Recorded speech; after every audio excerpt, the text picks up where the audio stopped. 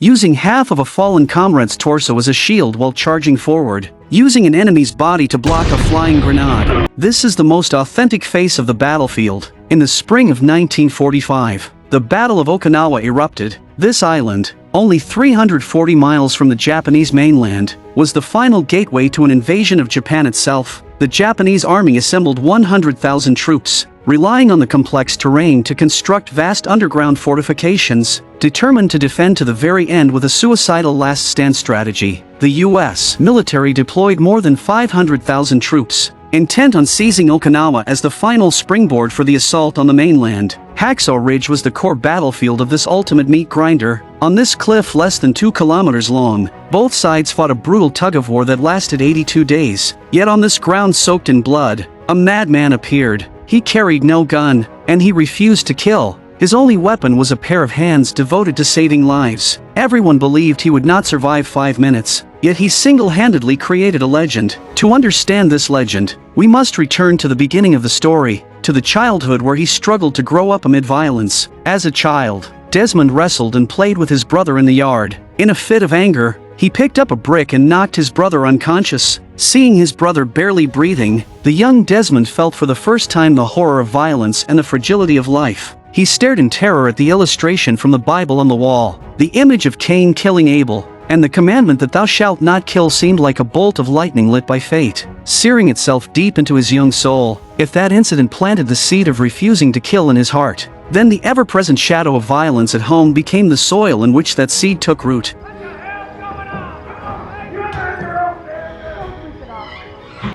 I hate him.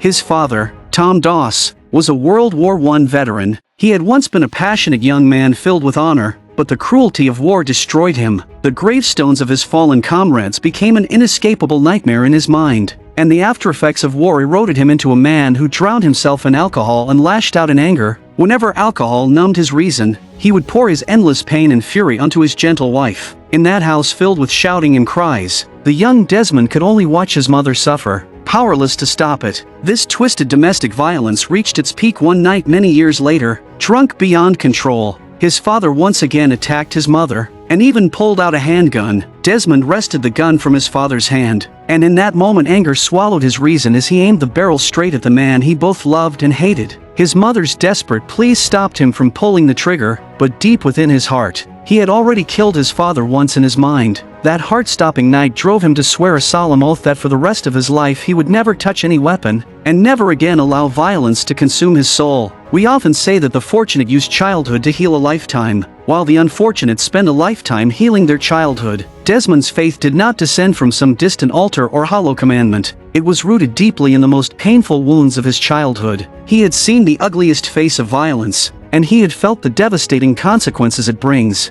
Therefore his refusal to kill was not a cowardly escape, but a profound reflection born from life itself and an act of self-redemption. If violence brings destruction, then what can bring rebirth? Desmond found the answer through a series of chance encounters. Once, he witnessed a car accident in which a worker's femoral artery was crushed, and blood poured out uncontrollably, while everyone else stood helpless. Desmond rushed forward and used a belt as a makeshift tourniquet, buying precious time for the man to be saved. The doctor told him, "You saved that young man's life." Those words shone like a beam of light into his world. For the first time he truly understood that not killing was merely the bottom line, while saving lives was the highest fulfillment of his faith. It was also in this hospital that he met the angel of his life, the nurse Dorothy. Dressed in a pure white uniform, she seemed to radiate a gentle glow. Desmond was deeply drawn to her, pursuing her in the most awkward yet sincere way, just to catch another glimpse of her. He almost wished all his blood could be drained, to prove his love. He even joked that he wanted the blood he donated back. I came to get mine back. You what? My blood, I need it back. Well, it don't work like that. We can't just give it back to you. Well, you got to. Ever since you stuck me with that needle, my heart's been beating real fast. About you, beats faster still.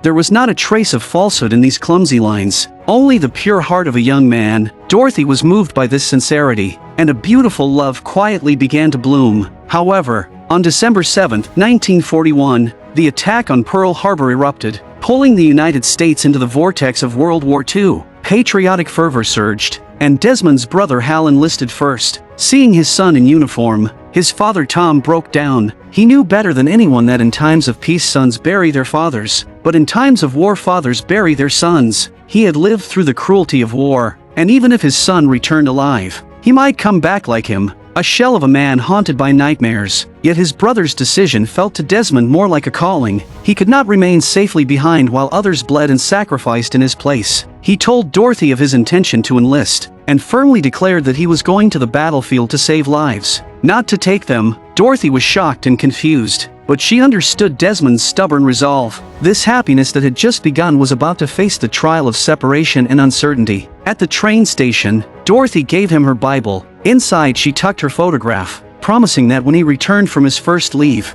they would marry. Here, love was not an obstacle to war, but a catalyst for faith. Dorothy's love was not possession, but understanding and fulfillment. She wished selfishly that he would stay, yet she understood even more the deep longing within his soul to save others. Carrying love and faith in his heart, Desmond stepped into boot camp, but this was no paradise. It was the first purgatory where he would be tested, under the brutal training of Sergeant Howell, surrounded by rugged cowboys from the West and towering muscular men. Everything here felt utterly out of place for him. His physical performance was outstanding, even surpassing the top recruit Smitty, who envied him, earning a surface level of respect. But the true storm arrived on the day weapons were issued. While everyone else excitedly raised their M1 rifles, Desmond alone stood still. Problem, Private Cornstalk. Is there not one in your size? Or is it the color that is the issue? No, sir. I was told I don't have to carry a weapon. Come again, step forward, Private. I can't be hearing this right. Well, I'm sorry, Sergeant. I can't touch a gun. You screwing with me, Doc? When the captain heard that Desmond refused to carry a gun because of his faith, he thought it was nothing but a joke. Is there anything else that we can do to ensure that you have a comfortable stay here with us? He doesn't want to work on Saturday, sir. Saturday is my Sabbath, so I'm not allowed to work then. I don't think that poses a problem, do you, Sergeant? We should simply ask the enemy not to invade on the Sabbath because Private Doss hears a prayer. I'm putting you in for a Section 8 psychiatric discharge. The officers believed he was challenging military authority. His fellow soldiers saw him as a coward, a burden, and an attention-seeking weakling. To force him out of the army, the captain and the sergeant began a series of targeted punishments against him. Smitty was the first to strike, snatching away his Bible and Dorothy's photograph, humiliating him in every possible way. Desmond swallowed his anger and did not fight back. His tolerance only invited even harsher bullying. His leave was revoked, and the entire company was punished because of him. One night, several soldiers dragged him out of his bunk and beat him in the darkness. He curled up on the ground and endured it all in silence, neither resisting nor calling for help. The next day, Desmond appeared before everyone with his face covered in bruises. Everyone thought he would give up and choose to be discharged, but he calmly insisted on staying and refused to identify a single attacker. Watching this, I often wonder what allowed Desmond to endure all of it. Was it weakness? No. It was a courage far beyond that of ordinary men. True courage is not striking back with fists, but holding fast to your inner principles when misunderstood by the world and trampled by violence. Refusing to answer evil with evil, his endurance was the most devout offering to his faith, and also a silent yet powerful accusation. Even harsher trials followed. His first leave arrived,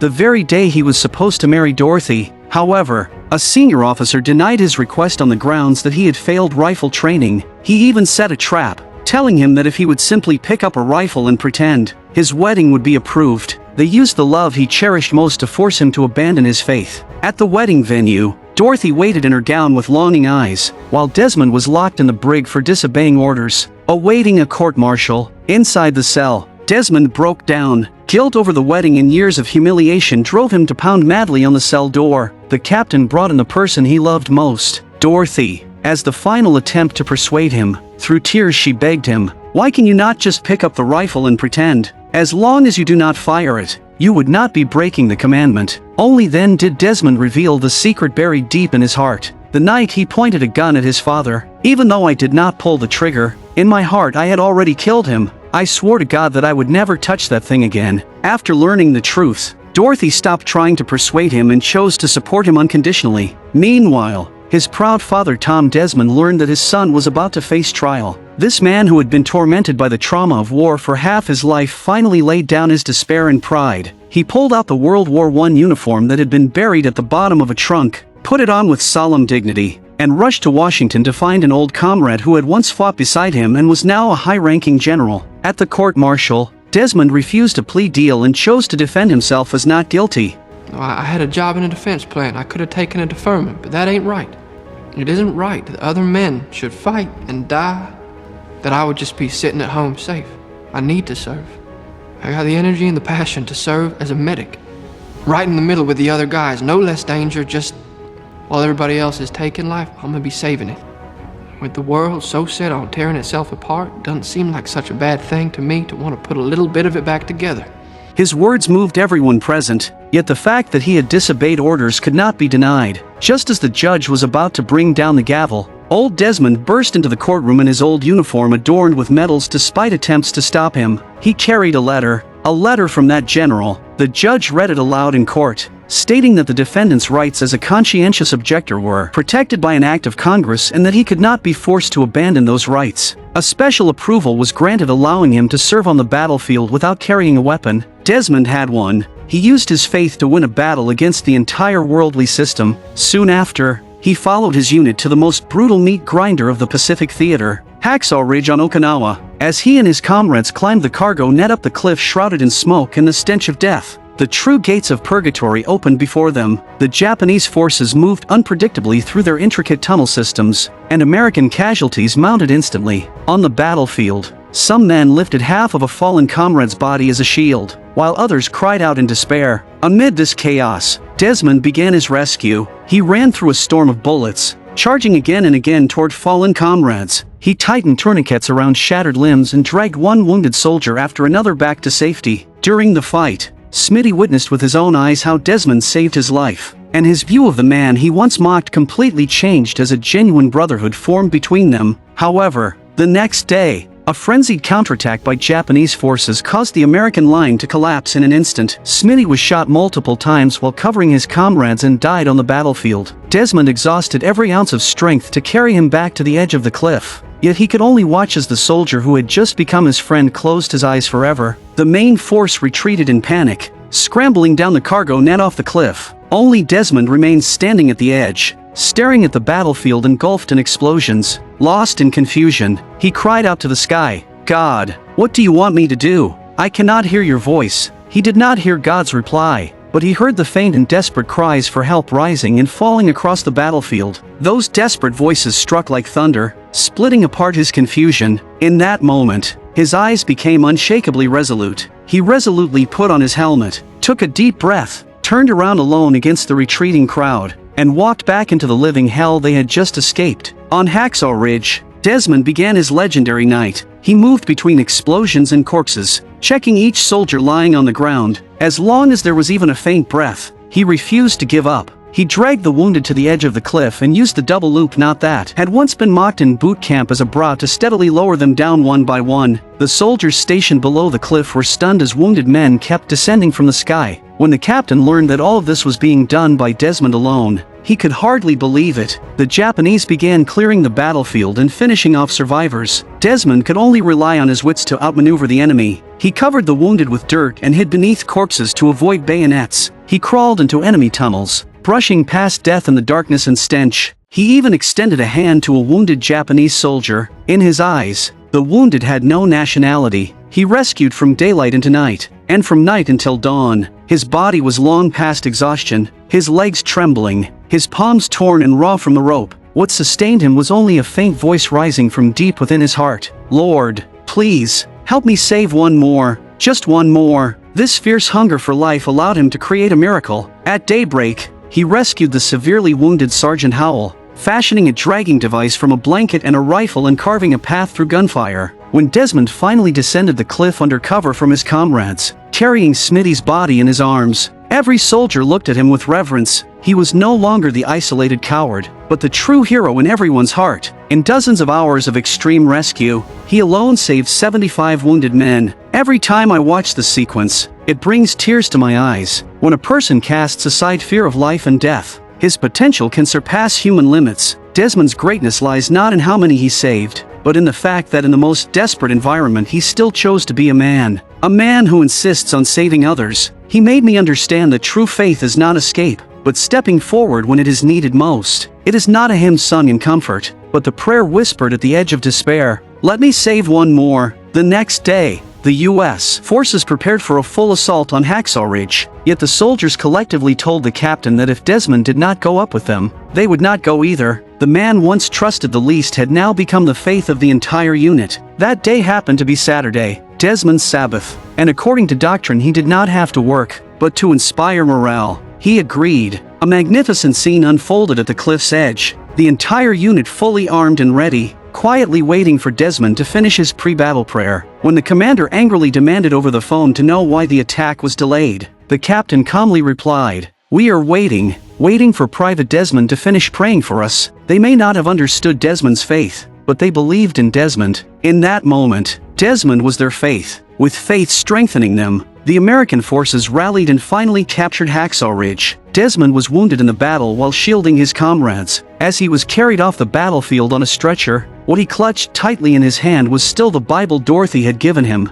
At this point, the film ends. What moves me most about Hacksaw Ridge is not the 75 lives saved, but the moment when everyone else chose to retreat and Desmond alone turned back against the tide. I believe Desmond's faith was not an innate purity. It was born from the darkest memories of his childhood, when he nearly took his brother's life with a brick, when he aimed a gun at his drunken father. In that moment he touched the demon awakened by violence within himself. It was this clear awareness of his own darkness that led him to swear never to touch a weapon. In my view, this was not cowardice, but a profound act of self-redemption. I paid special attention to a detail in the film. After being bullied by his comrades, Desmond appeared with a bruised face yet refused to identify his attackers. At that moment I asked myself, if it were me, could I do the same? I am afraid it would be difficult, but his endurance was not weakness. It came from an inner strength that transcended personal grievances. He did not need words or violence to prove himself. He would use action to prove that the value of faith far outweighs worldly prejudice. What touched me most was his question to God at the edge of the cliff. What do you want me to do?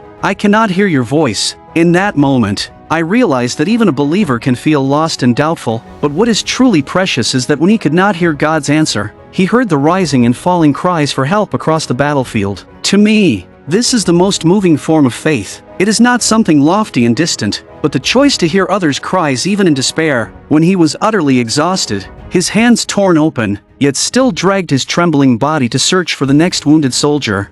When he repeatedly whispered in his heart, "Let me save one more," I believe he had already surpassed mere adherence to faith and reached a compassion that was almost instinctive. The reason Desmond's story is so powerful is that he proves to us, in a world filled with violence and hatred, choosing not to become part of the darkness is itself the brightest light. Alright, that is all for today. I am a movie enthusiast, and I look forward to our next encounter.